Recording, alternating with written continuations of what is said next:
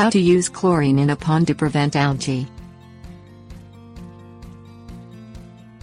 Algae are the greenish-brown or black growth on the surface or walls of ponds. They thrive and survive on organic compounds that are present in the water. These organic compounds are most present in sitting water. The multiple types of algae include green, black and mustard. Having an excess amount of algae in a pond can be harmful towards other life in the pond such as fish. Algae can be treated through the use of chlorine. Things you'll need: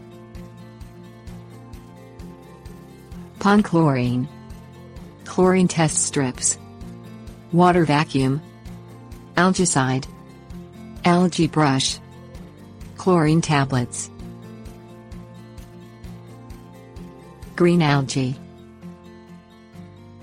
Add chlorine to your pond water to get the chlorine levels to 30 parts per million. The amount you need to add will depend on your brand of chlorine and the volume of water. Check the label. Test strips available at most pool stores check the chlorine levels of your pond with reasonable accuracy. Allow the water to sit for 24 to 48 hours.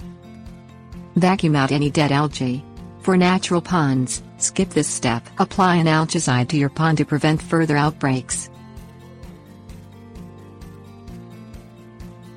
Mustard and black algae. Use a brush to brush the algae spots.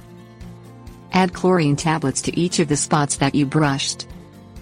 Pour algicide onto the spots. Allow the spots to sit overnight. Brush the dead algae again to loosen it. Vacuum the bottom of the pond to suck up loose algae. If you have a deep pond, or a natural pond, you can skip this step. Tips: warnings. Mustard or black algae is generally only found on shallow water, garden-type ponds. For deep, or natural ponds, use the steps provided for green algae.